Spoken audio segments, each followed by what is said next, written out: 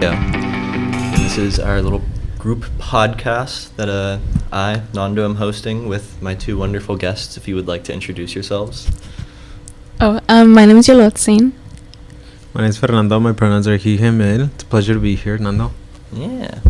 And let's get it started, I suppose, right? Yeah. Our topic today is immigrants, refugees, and acculturation, which all of us have a thing or two to say, I think, about this topic.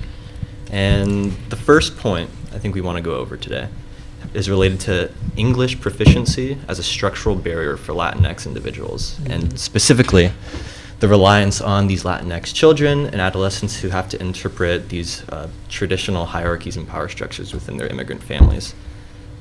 Fernando, I didn't feel like you have a thing or two to say about this.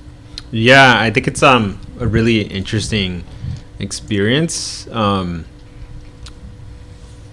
English proficiency in like as a structural barrier, is it would make sense that you would think language proficiency does influence power, because then it's like access to like healthcare, and then Absolutely. access to services, government, local, state, etc. Even something like I don't know, paying your electricity bill. That's a language barrier. Yeah. Especially if like let's say SDNG in here in San Diego doesn't have an English speaker. What do folks do? How do they pay their bill? Now, the incorporation of like how to go around this. Well, a method of, I think I have a personal experience, is interpreters, and specifically the first generation Yes. that grows up in the U.S. here, learns English, and then becomes proficient, and then now they are inducted into like this role of like interpreter. And I think there's a lot of unconscious shift in like power and like hierarchy and like within like the family, and I think it's such an interesting perspective, one, to view from the outside and possibly research, but also two, to personally experience. I think on a personal note, I had experienced this in high school and then like early middle school. I interpreted for my parents when going to the DMV, when going to the supermarket, going to applying for something like CalFresh, doing taxes, etc. Even school-related things. I would do a lot of like the admissions, bring in any documents for them, and be this like middle person. And I think that really led into a lot of like influence of like when we're talking about power and power dynamics and roles in family, it unconsciously created a lot of like autonomy and agency for myself. And then Definitely. I mean, when you're an adolescent, you don't really think about it, so you just kind of start taking on like this role. And I think for me personally, it led to a lot of like autonomy and agency, and therefore I did a lot of those things alone for like high school, and I attended a lot of like ceremonies. One of them that I remember distinctly was the National Honor Society when I Nice. I know, in high school I remember we had the ceremony in the afternoon, and it just never crossed my mind to tell my parents or my anything that they should come or anything. I was like, oh, there's this thing, I'm just gonna stay after school, do it, and then I'm just gonna go home after. Definitely. I feel like a lot of the things you're saying, especially as like that interpreter for family, are very common within like immigrant children. It's like, oh, you are the tax man. You are the one doing all this legal paperwork. And then that puts this big sense of responsibility on you. And like you said, that can be heavy at times. It's going to kind of result in you maybe not saying certain things. Like in your situation with your honors ceremony, which is, I don't know, it's a really cool interplay, I feel like. 100%. Could have a lot of, I think, also negative implications when we're talking about like feelings of alienation, insecurity for the person who's acting as the interpreter, and then also for the family. Without this interpreter, whether that's the first generation children or maybe that's another family member, is that family now isolated? Is it alienated? It's like, how do the parents now interact with the rest of the world? Definitely. And like how do they do it? It's like it kind of puts some of those power structures and hierarchies like topsy-turvy. It's like, oh shoot, I'm the youngest, but I'm doing all this very important like work for my family. How does that shift things, especially in these more traditional senses of hierarchy and whatnot. I think it also plays a lot of on the autonomy on the child. It's like, can they leave now? This like their parents, their family, because it's like, well, who else is going to be there to act as an interpreter? And I think that also influences careers that now the first generation takes on. Definitely. And it influences not only like the careers, but the trajectory of it, and like where they'll be staying close to home to continue helping support the family, which is a lot what we see in like collective societies of like immigrant folks in communities, is that like collectivism to help each other. But I think it's interesting now. I kind of want to shift it to Yolotzin as a second generation, and I'm interested to have her experience as like parents who like are in a very similar boat, but also not, like they have like degrees and they interact with the world differently. Totally, yeah. Let us know. I guess I never had that issue or problem.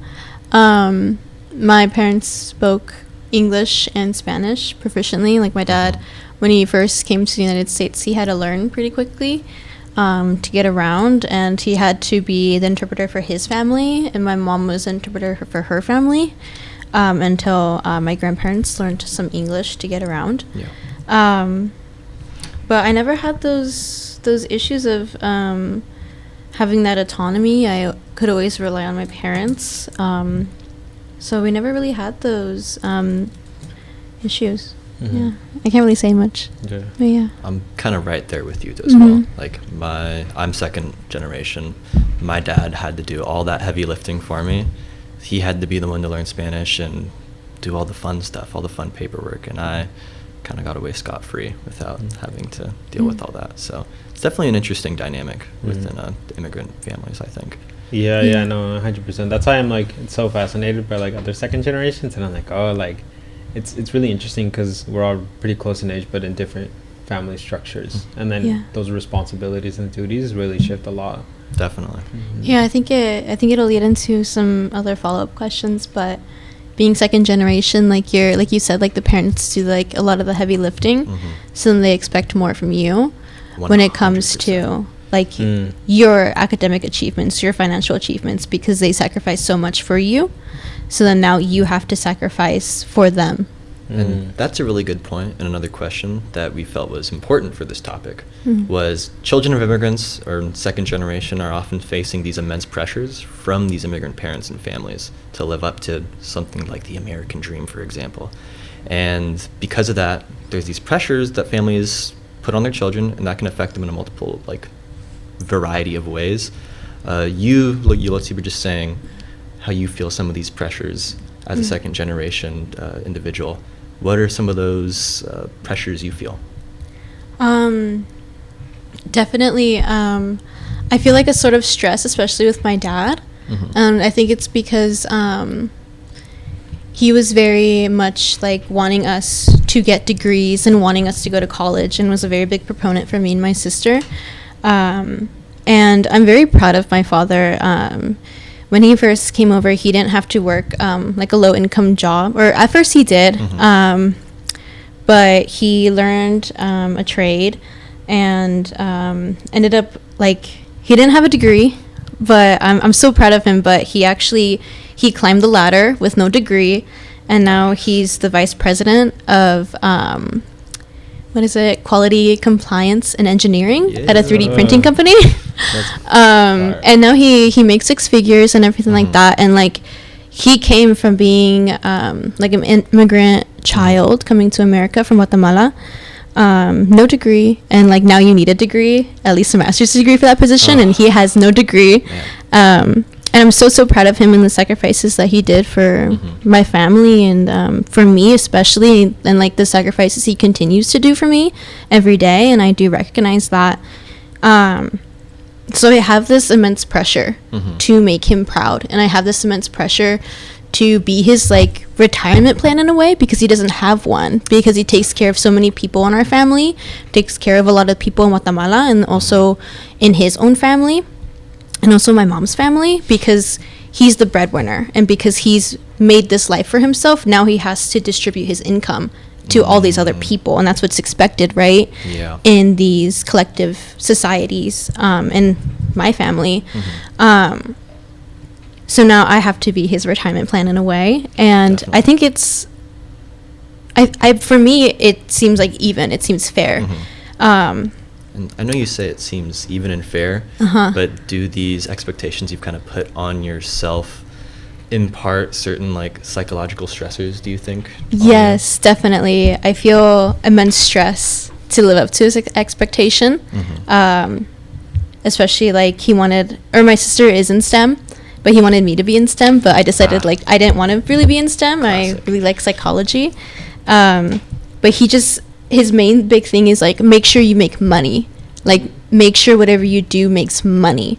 Yeah. And I think it's because of his American dream and his family's American dream is to make money and to be in the middle class and to be comfortable. And I think it's also because we weren't really comfortable growing up, like, and still there's like financial uncertainty. Even though he does make a lot of money, it's because he has to provide for all of these people and he doesn't want that for me. So he expects me to make a lot of money to provide for myself and for my immediate family and not have to provide for all of these other people outside of the immediate family. So there's like a lot of stress from that. And also just a lot of stress from my grandparents as well. They see what I'm doing at school, and they see what like my parents have set up for me. And they always tell me that they can't wait to see where I go in like academic life, and then like also like what degree I'm gonna get. It's like this immense pressure to make my grandparents proud, especially for like their journey coming, because some of them came illegally, some of them came legally. So there's a lot of pressure on me for academic success and also for financial success in my career as well, and to make their sacrifices worth it, and their sacrifices of crossing worth it, and the sacrifices that they made in the factories here in the United States worth it, in the long hours and everything like that. I 100% agree. I feel like as a child of an immigrant, at some point you're like, well, shoot, my parents did so much for me. How am I going to like pat them on the back, help them out on my own in some way, as little as it might be? You want to do what you can for these people who, you know, change their entire life so you can have a life that they envisioned might be better. Yeah. So it's super deep stuff. Yeah, interesting follow-up. So I think in a very similar experience, first generation folks, I think in a personal experience, I find the same themes of like supporting parents because they have supported you, and like paying it back. How do you think it'll be different with a third generation? Yes. And like how does that play? Because we're seeing similar themes in the first and second generation, but I think the first generation has a slightly different one, because their folks generally have like usually like are unemployed, or their skills, certificates, and degrees don't pass over from their original country to the U.S. and like that's why we see kind of things. And I think that's another question too as well. But the second generation, I think it has a slightly different experience. But how do y'all think about like the third generation now? So I can speak a little bit on that because on my dad's side, I'm second generation.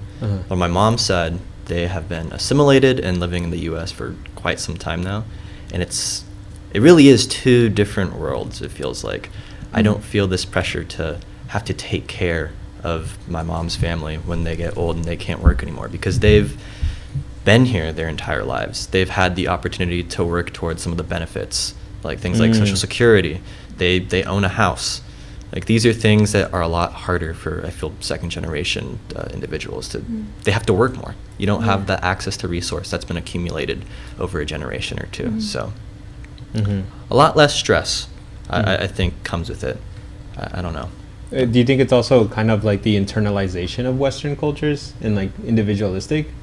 Because we're seeing like you had mentioned like not so much of the weight of taking care of like elders or folks that are older in your family, and I think that's a common experience I have with folks who are very I think internalize a lot of like Western and like individualistic values and beliefs. Do you think it's a little bit of that? No, for sure. And it definitely has to do with like acculturation, like 100%. I see myself as kind of, what would I call it? Let's take a look at the notes real quick. I'm definitely like an assimilationist and a bit of a marginalist. I acknowledge that I'm very assimilated to U.S. culture. And because of that, like you were saying, these traits of individualism do run deeper when I am with one side of the family. That being said, it's a little strange for like the super hyper individualistic United States household. On my mom's side, my grandparents have always lived with us. We've always lived together, which is, I feel, not as common in U.S. households. So in that sense, I don't know. We've always lived together, and we have taken care of each other, but it's not on the forefront of my mind. Like when they get old and they need help making their breakfast in the morning, I'm going to have to be the one going up and doing X, Y, Z. So it's a cool interplay, I think. For sure. I think that like the first generation sets up the trajectory for the second generation, and a lot of times the first generation doesn't own like land or own a house. And for me, or like for my dad, he really wanted to own a house, but like he'll never be able to do that in his lifetime, and I think he just realized that like currently. So now the goal for me and my sister is to own a house. So then the third generation will have this wealth that is not like this certain wealth of owning a home, because like that is a big part of the American dream, is like owning a home and like being the first in your family to own a home. So definitely like I feel the pressure to do that, and through that then it's like the pressure of like academic success, because like we know that if you get a bachelor's degree, if you get a master's degree, then you're more academically successful, and that means your career will be more successful as well. But definitely I feel like the third generation, especially in my family, is going to be very much well set up, and I think one thing that I have from that is that they'll probably be more assimilated, because like the more wealth you have, I've noticed, the more assimilated you are. And I would definitely think of myself more as a integrationist, I believe it's called, just because I recognize that, and I don't want to assimilate per se, and I see that a lot of my family felt the need to assimilate like the older generations, to fit in and to not get harassed on the street for speaking Spanish or dressing in their like traditional in their traditional garments and everything like that. But for me, it's really important to keep my heritage and to keep my culture alive, because then who will? Definitely. So definitely I'm gonna put that onto like the next generation of, we are here to like we're here in the US, but culturally we're different. So going off on that being in the US and culturally being a bit different, I feel that really does tie into language and like subtractive bilingualism. What are your guys' experiences with that? Like, are you proficient Spanish speakers? Are you No Sabo kids? Like, how do you see yourself in terms of, I don't know, that fun stuff? Definitely agree. No Sabo is definitely, I think, a very complex word for some folks.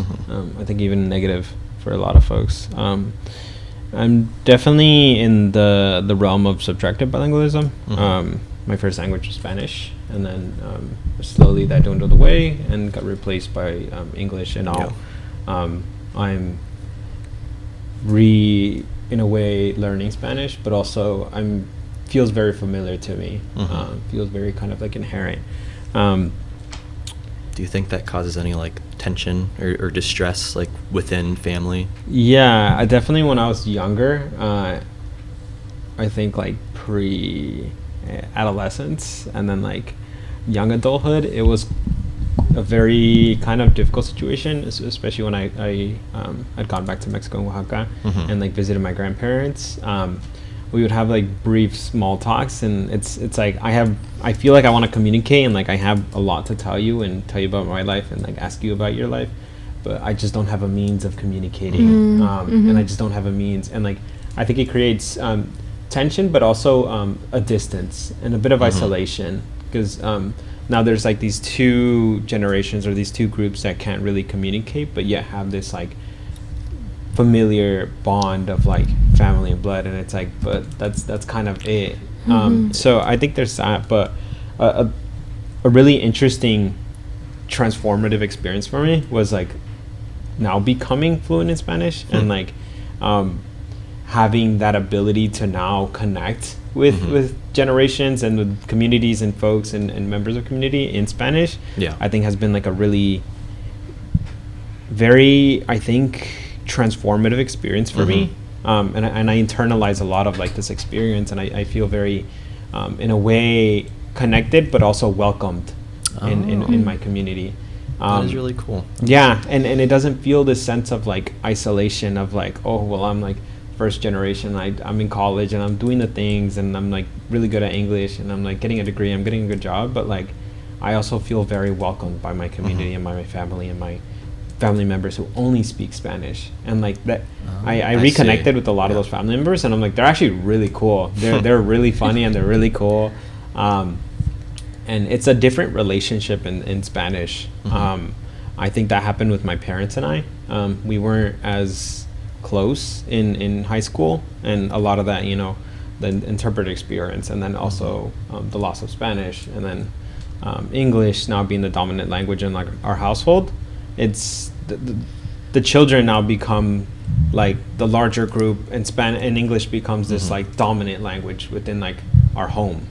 And definitely, and now that there's like, I'm trying to incorporate more Spanish into like our family gatherings, functions, even for birthdays.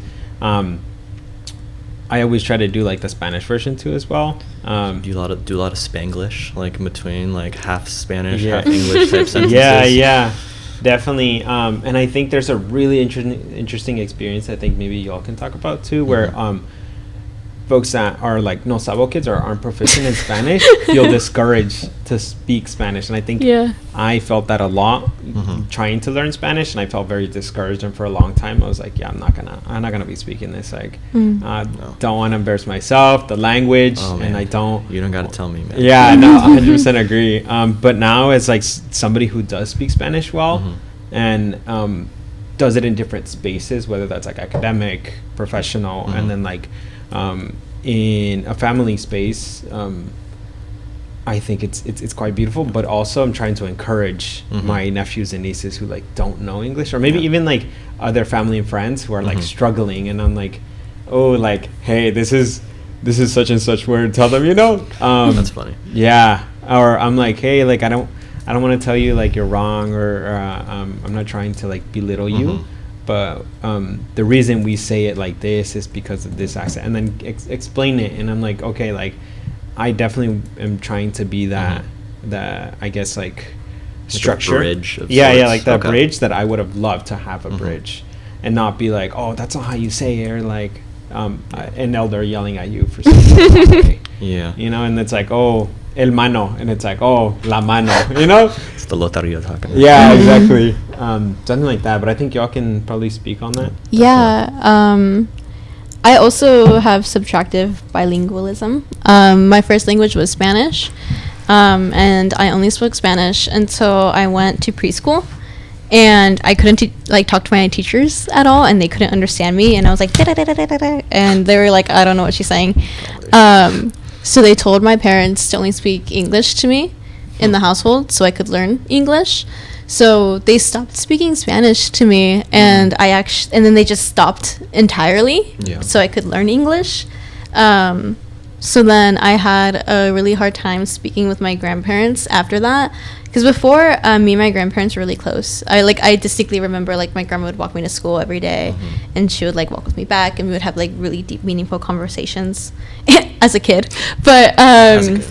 Philosophical thoughts, yes, meaning life.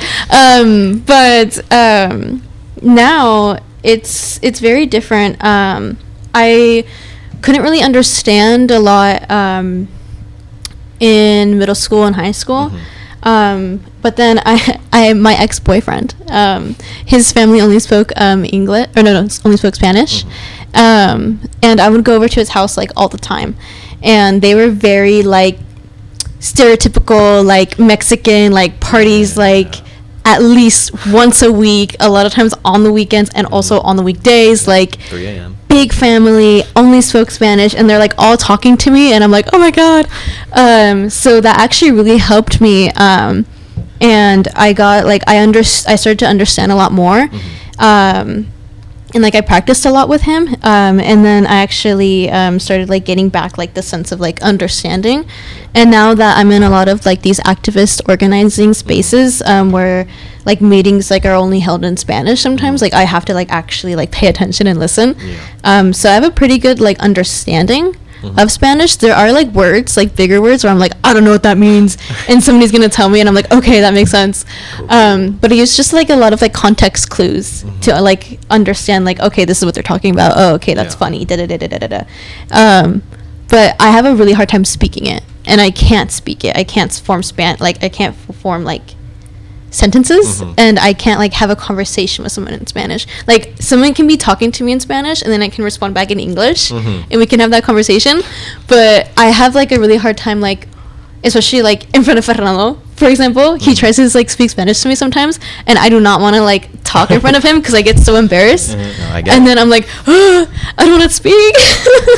I get embarrassed a lot. But with like certain people, I'll like speak Spanish more just because like I'm like, you know, like we both don't really know, so like we can speak it. Like my friend Trinity, we like speak Spanish. We try to speak Spanish with each other because like we're both kind of no sabo, and like we try to help each other. So it's like there's like no embarrassment, I guess, and we're both trying to be like, we're both like in our culture, and like very much like in our culture, and like we know who we are, we know our identity, but we just don't speak Spanish. And I feel like that's like a big like roadblock. Like the other day I went to a meat market here in San Marcos, and I go up to the cashier, like the register, I order my meat, and like I tell the guy like dos libras see, exactly, dos libras de what, pierna de pollo. And he was like, oh yeah, and he gave it to me. He was speaking to me in Spanish, and then I go up to the cashier and I give her like my like groceries, and every like when I ordered the pound of meat, I practice in my head for like 2 times, and then I say like, oh, me da dos libras, right? Because I'm like, I need to make sure I'm like pronouncing it right. And then I go up to the cashier lady, and she looks at me and she's like, hola, and I'm like, hola, and then she goes, is this your groceries? And I'm like, okay, now she's talking to me in English, and I'm like, she knows. You have your script ready, and then it's like slightly altered, or they realize like, they realize, they're like, oh, she speaks English, and I'm like, I'm so sorry. Like, I'm so sorry that you needed to like speak Spanish, because like I like going to these like markets so I can practice my Spanish and not feel as embarrassed, but I know that they know. You know what I mean? They slow down. Like, there's this bar I go to that has jazz nights all the time, and I love it. And they have this like very authentic, it's just like a little tent and some dudes making tacos on there every night. It's awesome. And I always try to go practice my Spanish with them. And every time I have my script ready and I say like, oh, me das dos tacos de blah, blah, blah, blah, blah. And then they say something back to me, I'm like, oh, bro, I don't know. But it is a really interesting point, I think, and it relates to Fernando's, where it sounds like those, what was I going to say? Those positive interactions with individuals speaking Spanish, those spaces void of judgment do really help. Like in forming a better understanding of Spanish. And me personally, I kind of never had that. So my parents were divorced, so I spent the majority of my time with my mom's side. They don't speak any Spanish. They're just hanging out in English all the time. My dad's side, they primarily speak in Spanish. But I'm only spending like 1 day a week with them for like 4 hours. And they are both very intense on me trying to learn it, but they're not teaching me. They're mostly just like correcting, being like, you should know this, guilt and shame 24/7. And that just kind of made this air of like anxiety and stress for me, where I was like, oh my god, I'm scared to even try, I'm gonna get corrected, I don't know what that one word they said was. And it really did lead to me feeling kind of like this whole no sabo kid idea. I'm part of an out group, but like within my own family. It's like I don't even feel like I'm part of this culture, and at the same time I know I'm part of it. I look at my name, Fernando Alejandro Rubio Rosas, like there's no denying it. Like that is my origin. I have a lot of Mexican ancestry, and it's just always been weird for me. I've always been not Mexican enough for the Mexicans, but I've always I'm not white, so I don't get accepted by that. Yeah. So I've always found myself in this kind of limbo state. It's like, well, I don't really know what I am. I don't really have an identity. I guess I'm going to form my identity based off things like hobbies and like stuff that I can just pick up and do, which I feel really does tie into this whole assimilation idea, which is a very Western individualistic trait where it's like, oh, I'm whatever I do. I'm me. I'm alone. What I make of myself and my identity, that's that. So I get it. It's weird. Yeah. It's weird not being part of the language, which really ties you to a lot of culture. I don't know. It's like that one saying. It's like, oh, no soy de aquí o de allá. I literally have that sticker on my laptop. I know what that means. And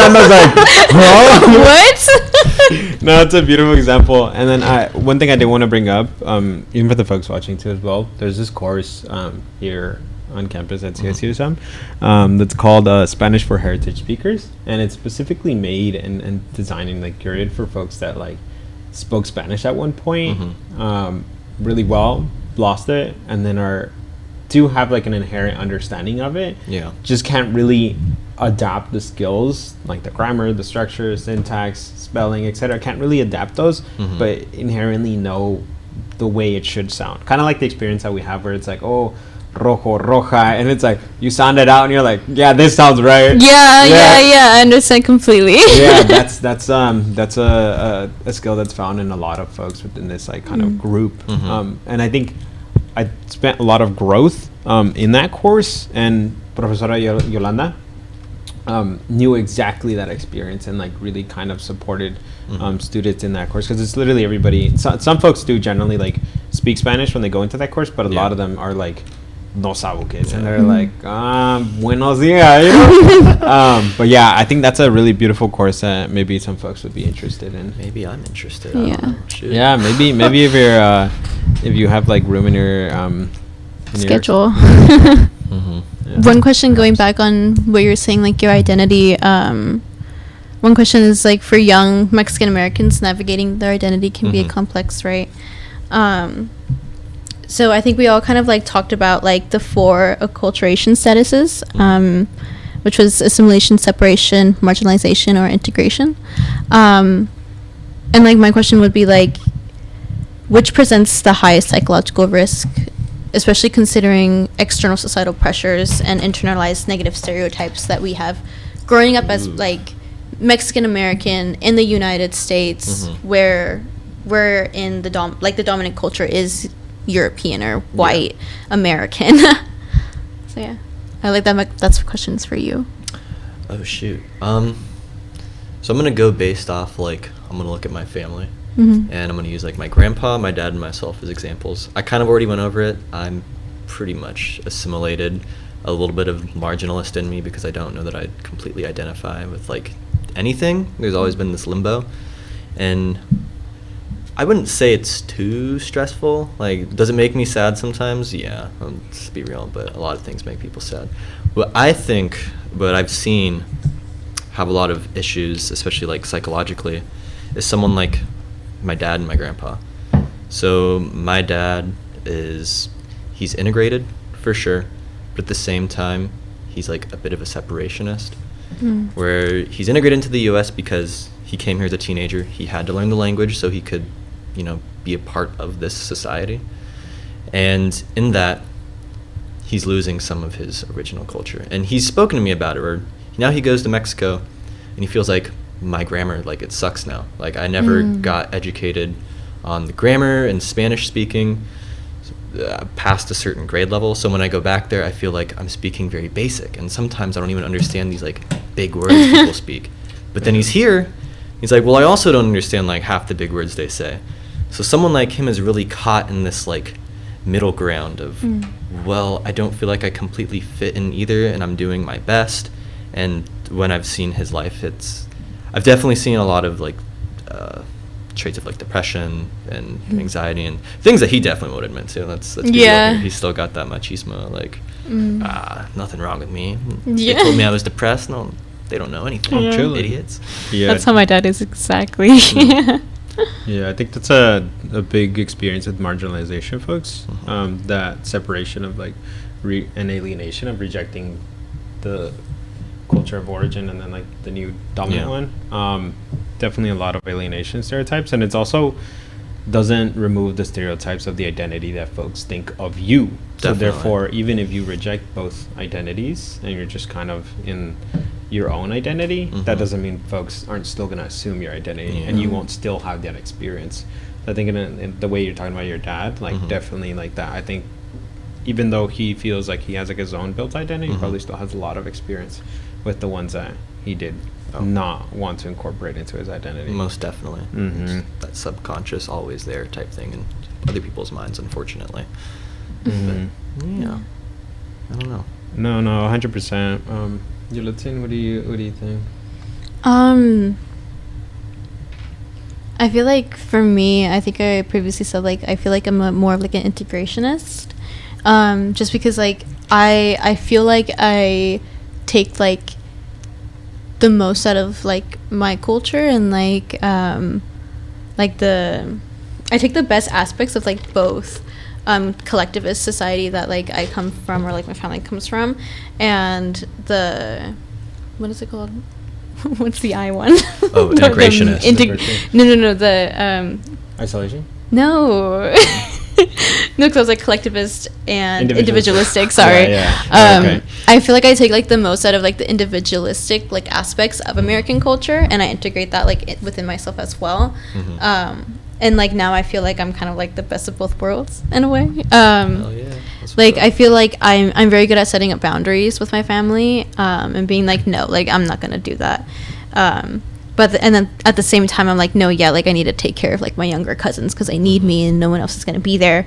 And like doing like a bit of both, and like making sure that like I still maintain my culture and I'm still within my culture and a leader in my culture, because I do danza azteca and it's like my indigenous like identity. So it's really important for me to keep it up and to keep up the sacrifices that my ancestors before me made for us and made for this generation to continue. What's that saying? Like you have to sacrifice for community. Yeah. So I feel like especially like the external pressure to keep that my culture like alive. Yeah. Like I feel like the pressure from like my elders to keep it alive. In terms of negative stereotypes, like I've definitely like have dealt with microaggressions and like dealt with all of those things, and definitely have had to rethink a lot of like my childhood growing up in like a white area, or like seeing like white Disney princesses on like TV and being like, well, I'm not white, I'm brown, and being like, am I not pretty, am I not beautiful, am I not gonna have a Prince Charming? So I feel like that's definitely something that a lot of Latinas go through, especially because like we're not white girls. We're brown, so I feel like that's something that a lot of us have to deal with as well. And some Latinas will assimilate and try to be white, or like are white passing or try to be white passing, to feel beautiful and to feel those ways. But I think I'm finally at the point where I don't need to do that. Yeah. I do kind of want to shift the conversation. Yeah, we can wrap up with the final question. So host, guys. So the undocumented experience of immigrants, I think that's something we can definitely talk about, since it's so it's such a, I think, happening right now, an issue, and centralizing the communities that are becoming impacted, and that have been impacted in the past, but more, I think, in a contemporary time. So I'd definitely like to shift the conversation, and like how does the experience of like undocumented communities and immigrants versus like the documented immigrant communities, can we kind of talk about like those differences and like maybe on a personal or totally. I mean, I think right now there's definitely a blending of documented versus undocumented, especially with like the advent of ICE being empowered by the current administration. Like, for example, we've seen people with green cards get just sent away, and they're here legally, right? And that is something that I've been personally fearful lately, because my dad, he's been here 20 plus years, but he's on a green card. He doesn't want to get U.S. citizenship for one reason or another. And now he's telling me, oh, I'm going to go like vacation with my friends in Mexico in like a couple of weeks. I'm like, Dad, low-key bad time, but do that. And then, but on the undocumented side, a personal experience I have is with my dad's brother. He had tried to enter the U.S. a few times, was denied entry. He tried to enter, coming through like the Hakamba area, got sent back. Like, yeah, you can't do that, bro. Eventually, tried too many times. They're like, we gotta get a coyote to get you over the border. And I only feel comfortable sharing this information because he's deceased now and he's no longer with us. Mm-hmm. Otherwise, that's like, I wouldn't want to out him on something like that, which I think really speaks to the impact that ICE is having on these undocumented communities at the moment. But it's weird, because you can come on over illegally, and then if you're here long enough, eventually you can just kind of get a job of some sorts and, you know, hang around and do your thing. But there's always this stress that is going to be like on the back of your mind, like especially now, once again, it's like, oh, am I going to get sent back? Am I going to get treated inhumanely? Yada yada yada. It's like an unfortunate, very sad thing that's happening at the moment. Yeah. You want to say? My grandpa, he had he also had a coyote. But he tried crossing twice, and the second time he was successful. But the first time was actually a pretty traumatic experience for him. So he enlisted a coyote, and they were, because he came from Guatemala, and he was crossing the border in Mexico, and they were like, I believe this was like, they were on a dirt road, and this is like back in like the 70s, I think. But they were like on a dirt road, and he was like in the trunk, and they were like driving really fast apparently, because at first it was like smooth, but then Border Patrol found them and started like chasing them. So then they started like driving really fast, Speed and he's like essence. in the trunk, and he's telling me this story like over dinner, and I was like, oh my god. But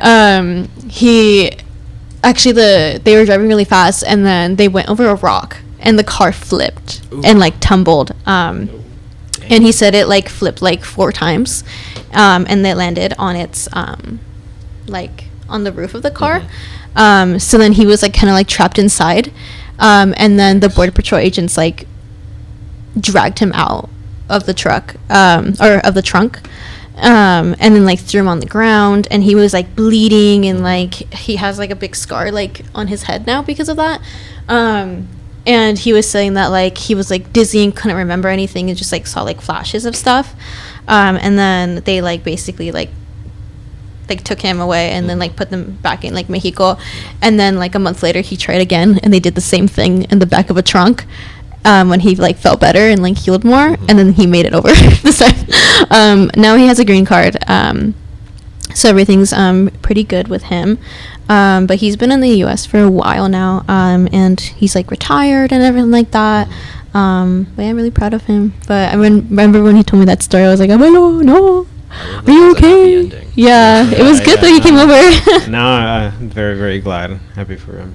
Love that. I think also a really important thing is to note like the services and resources that undocumented communities maybe have access to.